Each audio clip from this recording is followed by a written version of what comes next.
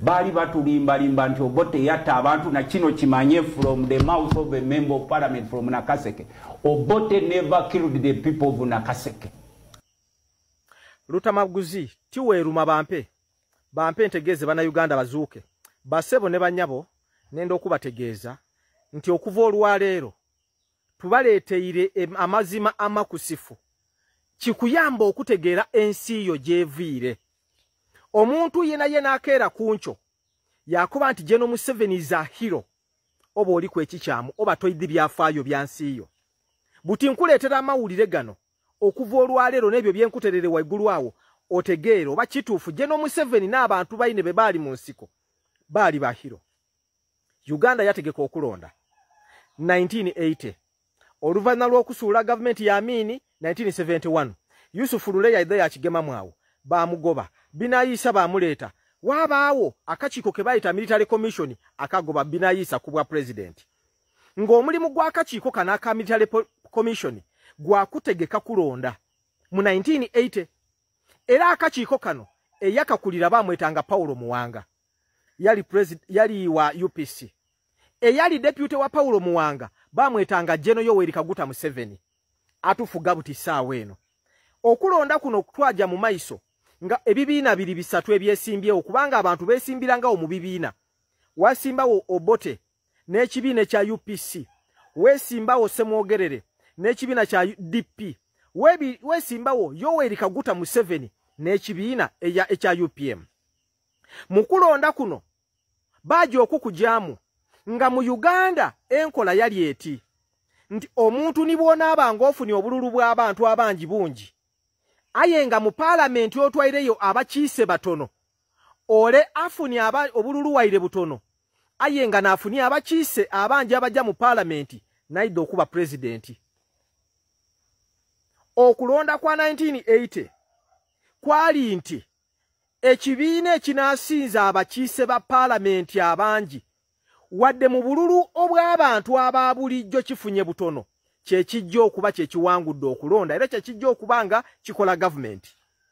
Kati result seasons kuweeredde waggulu awo twaje okuva mu kulonda okwo kwa 1980 okwaliwo enaku z'omwezi nga 10 nanga 10 na lulala December 1980 kubalonzi emitwalo 4 na mulala emiliyoni 4 n'emitwalo 10 abalonda nga baali registered baali emiliyoni 4 n'emitwalo 8 n'abagwamu twaje okumaliriza nga UPC kubalonzi obukaire obuna n'emitwalo 10 abalonda yafunaku akakaire kalamba n'emitwalo 9 na mukaaga n'enkumi 3 n'abagwamu nga bwobo naawo.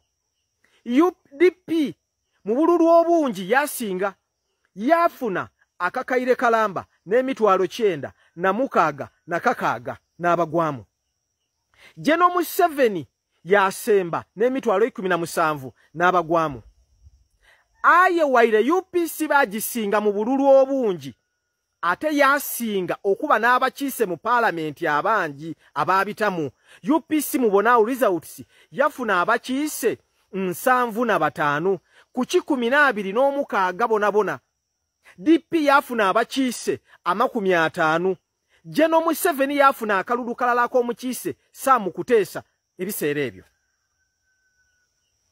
Gavumenti y'Obote yalangirirwa nti Obote n'awangwire kubanga Obote ne yafuna abakiise ba parliament abangi. Mpegaano babamalo okubala ebyo byona enaku z'omwezi nga 15 December balangirira Obote ku bwa president. December nga 15 muketegerezaako Obote be bamulangira nga 15 December. Obote yalangira gavumenti ye nga 19 December.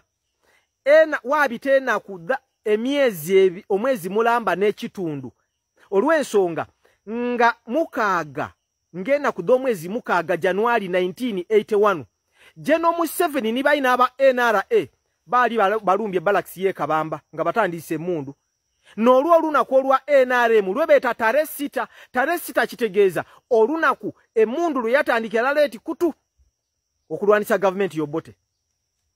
Abaami bano mukujja okutandika okulwanisa gavumenti nga ya gavumenti eno yakamala wiikisi 7 era bategeeza bana Uganda nti bali kulwanisa government y'Obote olw'ensonga zino. Okwiba obululu eyo nsonga ndala.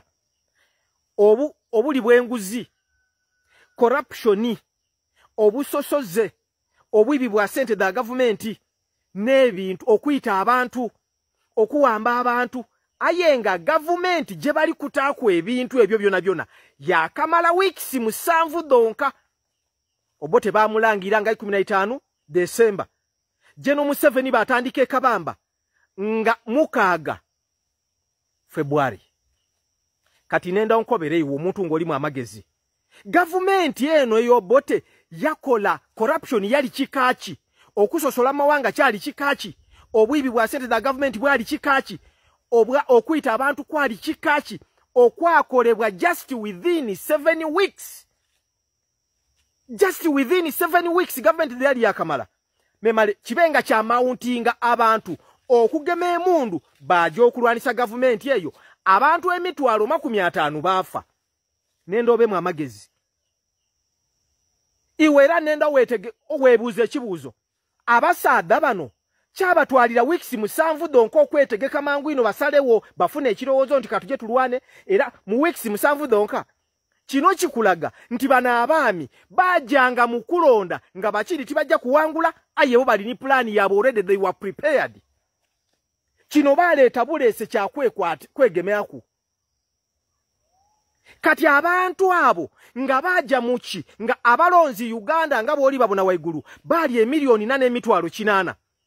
Aye bano baja mu nsiko 500 aga abantu bafa, kitegeeza nti 11% of the registered voters ku bantu abali abalonzi mu 1980 ebitundu 10 kirala ku 10 bayitibwa mu lutalo. Basebo ni banyabo. Imamu lowooza Obote singa yasigalanga ali mu bukulembeze emyaka gye 5, abantu abo baali nga basobola okufa. Mbeera kyeyo. Bana abantu baali beetaga kugema, baali bakyama. Tosobola kulwanisa gavumenti n'ovuira ku bantu 50,000 kufa mu myaka 5, ayenga gavumenti y'oli kulwanisa yakamala weeks 7 mu buyinza. N'okoba nti iwe oida kuidoti erobe hiro. Ate oluvannyuma kijja okumaliriza nti ebintu bye wakoba ebyakutwaza mu nsiko okulwanisa gavumenti yali yakamala weeks 7, ate butina ebiriwo. Government Uganda yaire mabega olw'ensonga at that time Uganda yali n'abantu 1,14,000. Emiliyoni d'abantu 14 bwe babanga wabairewo olutalo abantu 500 baafa. Eyo percentage bane neino kitegeeza nti n'abantu baifa abo singa abantu abe 500 tibaafa, enkulaakulana singa gye baleeta kosi kuno singa y'amaani. Ebyobugayiga bye twafiirwa ng'ensi ente ni gavumenti y'Obote yamala emyaka 5 nga tekola eri mu kwerwanaku. Abasaadha abatandise okugirwanisa nga yakamala weeks 7, kitegeeza nti loosi gye twakola ey'abantu 500,000 human resource gye twafiirwa eyo n'ebyobugayiga nte biki ebyafa singa ensi yaife n'eri wala ino, singa mwaleka Obote yafuga emyaka 5. Kati omuntu bw'obanga otegeera bulungi ng'osoma ebyafaayo n'otyama butyame n'olowooza, you cannot say nti General Museveni is a hero. Kubanga byonna yalwanisa gavumenti nga yakamala weeks 7, yagita ku buli kibi kyonna. Era oba musiru ino okukoba nti abantu abaafa eruwere 500 bali ku mutwe gw'Obote. No, abantu abo bali ku muntu eyavere yanumba gavumenti enonde yagirwanisa, including my father. Were yafa byendogera, including my father. Amasasi 2 gambitamu for this government to come in power. Nga ndi mwana muto ino walema chini wajja na Lubowa. The day they came to kill my father, ng'omuyekera nga vile mu nsiko. So including my father, mwali mwetaaga kubagema, kubasiba. You can never be heroes nga mwalwanisa government eyali yakamala just 7 weeks in power and a democratically elected government. Nga ne koti daliwo, but you didn't bother okuja mu koti. Kati we cannot send General Museveni iwe muntu wena bwobeeyo n'okuba nti General Museveni is a hero oba nga promoting ekikolwa ekyo mu byafaayo bya Uganda era kiirewo. ninze nwe maganda Matiya Kyowolo otudde tambuza video eno